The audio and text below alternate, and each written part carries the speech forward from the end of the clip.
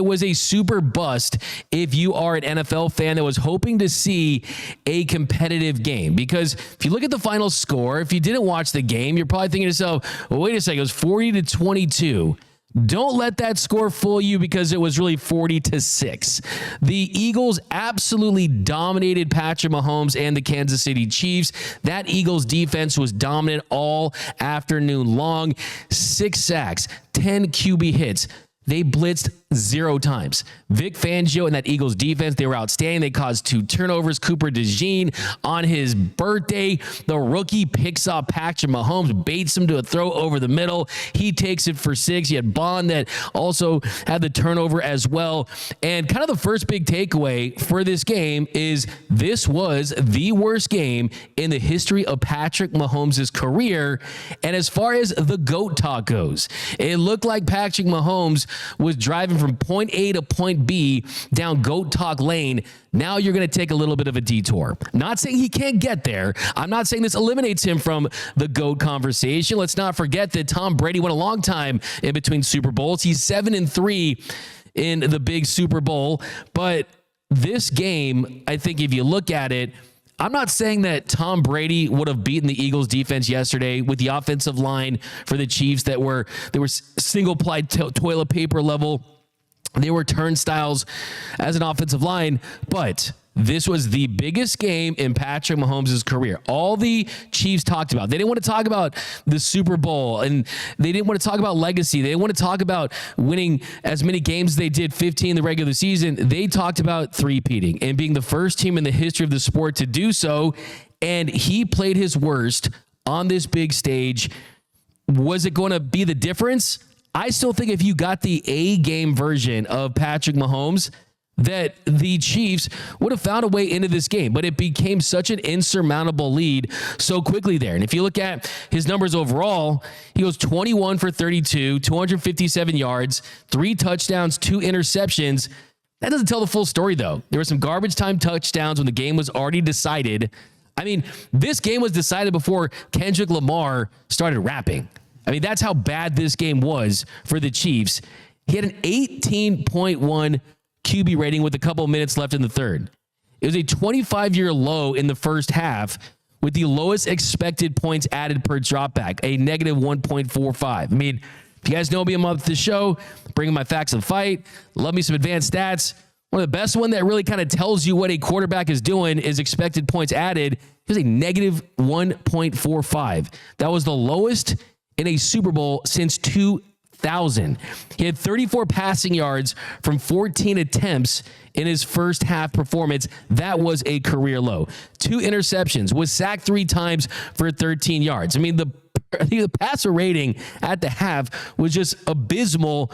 Having said that, I do think that Andy Reid and this offense didn't necessarily set him up for success. I mean, you saw this defensive line for the Eagles dominating from the outset, and you're sending 5 out every single snap, essentially, right? And you're putting him in a position where there's no chips, no nudges, again, right to the quarterback, and he had no answers there. And it's unfortunate for Patrick Mahomes because I think that one take I'm seeing out there today is, if Patrick Mahomes was wearing an Eagles uniform, he would have won. If Patrick Mahomes had that offensive line and that defensive line and that secondary and those weapons, he would have won his 4th Super Bowl before 30. All that could be possible, but also let's talk about the fact that had he had won this game, it would have bolstered his legacy to the point where you're saying that he's in the driver's seat to be the greatest football player of all time. So if your legacy can take that big of a leap with a win, it also has to take a little bit of a shot with the loss. So I still think that there's a chance that 50 years from now, we say that Patrick Mahomes is the best quarterback in NFL history. But some of that magic, just a little bit of that magic, Mahomes took a little bit of a hit for me yesterday because he didn't bring his A game when he needed to. Had he brought his A game, I think that at the very least that game comes down to the 4th quarter. He was awful and they got blown out. But J-Rob, what were your thoughts on Patrick Mahomes' performance? Well, first thing, he looked overwhelmed. This is one of those moments, and I love Patrick Mahomes, but he does have a tendency to play hero ball. And the Eagles, that pass rush forced him to do that. I think it was obvious throughout this football game that he was forced to press And ironically enough, they were playing 4-on-6 up front, 6 offensive linemen to the Eagles, 4 defensive rushers. And truthfully, that was the most jittery I've ever seen Patrick Mahomes within a pocket. To me, it seemed even worse than when they played against Tampa Bay and Tom Brady in the Super Bowl, because obviously there was a clear mismatch between the offensive line and defensive line.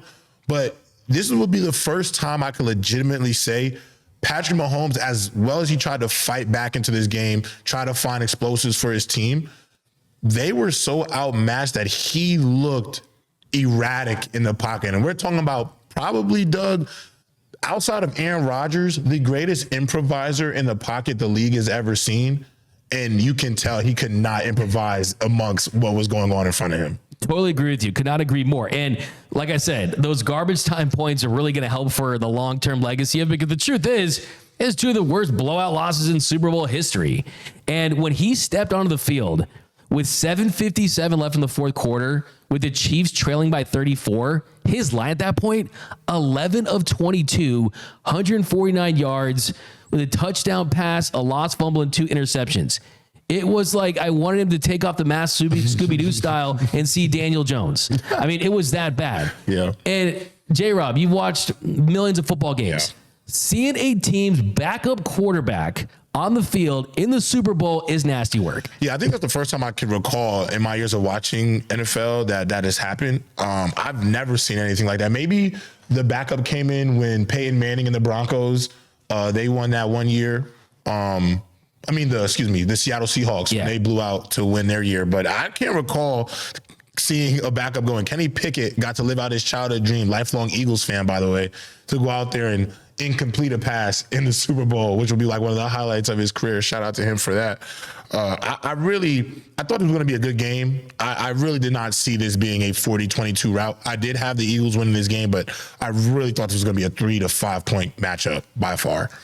Absolutely. And I think that his legacy, as of right now, you have to say that it has taken a hit. I mean, it has taken a hit. It absolutely has. I mean, the difference between this game and the loss to the Bucs was just the individual performance. We know in that game it was missing 2 tackles. They were undermanned. You're going up against Tom Brady. But look, he needs to find a way to find the answers. I mean, you saw early on in that game, he's throwing darts in the dirt to Travis Kelce. He is putting his head down and trying to run instead of finding those soft spots in the zone. And yes, the pressure rate was ridiculous. It was a 43% pressure rate on dropbacks yesterday against Patrick Mahomes. And even before the game got out of hand, he just did not look comfortable. I think for me, it was the facial expressions. Like, he just looked so frustrated out there. Like, Mahomes is usually a guy that, I mean, when they were down 17, I'm like, okay, it's going down. Okay, I love when it gets to that point, because either we're going to see something historic, either a historic all-time blowout, or we're going to see a historic comeback. And down 17, I still thought Mahomes, yes, he doesn't have the weapons that he has had in the past. No, Tyreek Hill wasn't walking through that door, but I still thought that he had a chance to at least make that interesting, and that's what we were hoping to see in that one. So to be honest, when they went to halftime, even down 24-0, Doug, I said this game will probably end up being a 7-point game at least, because I just felt like, how can we doubt that Patrick Mahomes cannot at least will this team back to make it a ball game? Essentially, I will say this though, Doug, it might be time where that backyard football between Travis Kelce and Mahomes, it might not have the same magic anymore. And the reason why I feel that way is because when you play a team like the Eagles, who really only have to play you honest, the Eagles are not, I want you to know, Doug, the Eagles are not, they don't hide anything on that defense. That defense is this is what we're giving you, as you're going to get. We got 2 high, we're playing cover 2. We got 1 high, we're playing man, we're in zone. They really don't shell and disguise way too much. Like, it's actually a pretty decent plan to scheme. It's just you have these players who are able to win their individual matchups that make them so good. But when there's no blitzer coming at any point, you know, that defense is zoned out. It's hard to play backyard football in that, because you have the extra defenders back there while this offensive line is struggling to block 4 people. So that backyard style of football where Travis Kelce just kind of knows where the zone is and Mahomes can scramble around, just kind of flick it up to Kelce and know it's there. I think that era really might be coming to an end. And a lot like what Brady had to do in his next iteration of Super Bowl championships, you got to reinvent yourself a little bit. This is where the evolution of Patrick Mahomes is really going to be under a microscope, because he still can be the GOAT. but there are going to be some elements of his game that might have to adjust with as his roster changes and things like that. Because I don't know how many more years Travis Kelce has left. Xavier Worthy looks like the future. Rashee Rice comes back. So there's things that might have to change in Kansas City.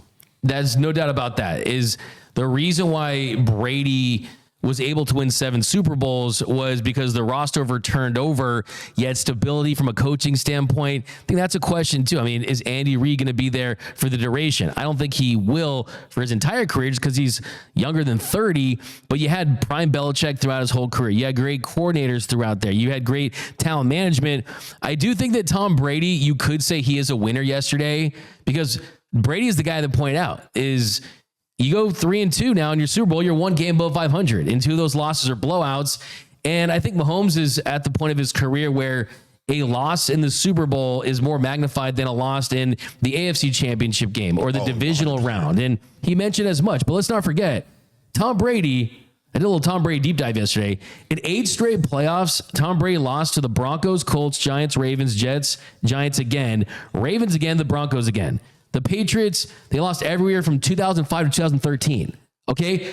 Let me make that very clear.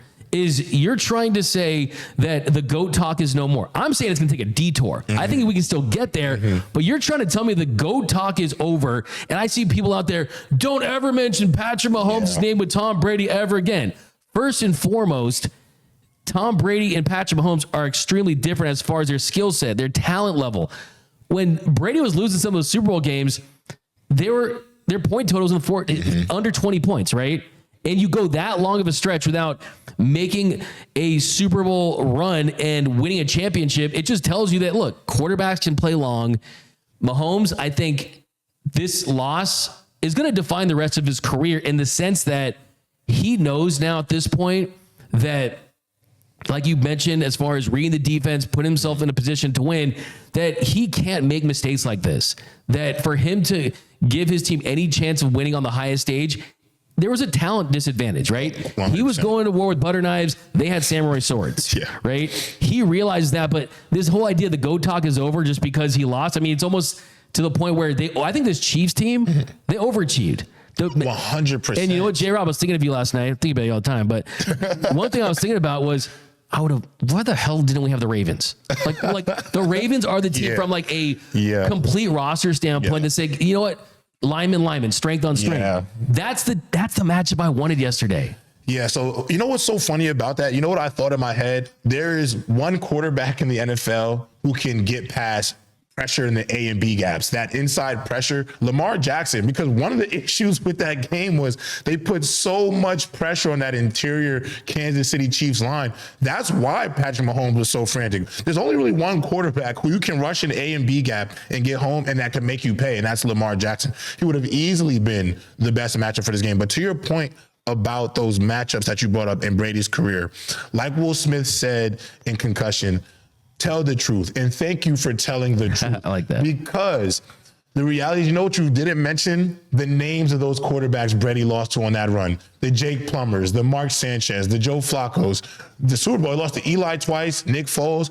So listen, I'm not saying that the GOAT debate, Brady might not still be the GOAT, but this idea that there's this clear gap where Mahomes has no shot of reaching that level, it's not even fair. And the only reason you're feeling that way is because you're basing his standard of how he performs in a Super Bowl. Like what him and Tom Brady do to get to Super Bowls is normal, and it's not normal.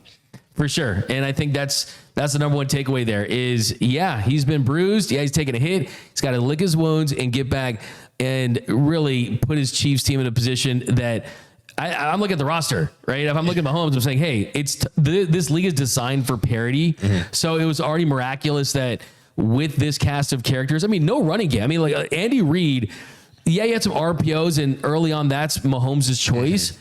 There was no running game. None. And ask any quarterback, what is a quarterback's best friend? It's a running game. Pacheco was different last year, right? This year, running game's not there. You had Hopkins dropping pulling his best Aaron Judge performance right there. And then, look, big takeaway here. It's a tough loss. He's gonna lick his wounds. He's gonna lick his wounds. It's not a great day. All the Mahomes haters were ready. Oh yeah. The Chiefs haters were like, all right, let's roll. I hate the Chiefs. This is beautiful. They get blown out on a big stage. I will say that shout out to the Eagles defense for, if there's a stat for how many sacks the better they play, the least we saw Taylor Swift. So the Eagles defense pretty much made it where we did not see Taylor Swift as much as we should have yesterday. So shout out to the Eagles defense for that, but he's going to be just fine. The legacy is still intact. He is going to be the only guy I think that is going to be even in the conversation with Tom Brady as far as championships go at the end of his career. Tough loss, but Patrick Mahomes is going to be fine. I am pissed that I can't sell my t-shirts. I had the Patrick t-shirts cooked up. I coined that phrase. I was hoping to get money off that, but I'm screwed now and I'm going to pay rent. But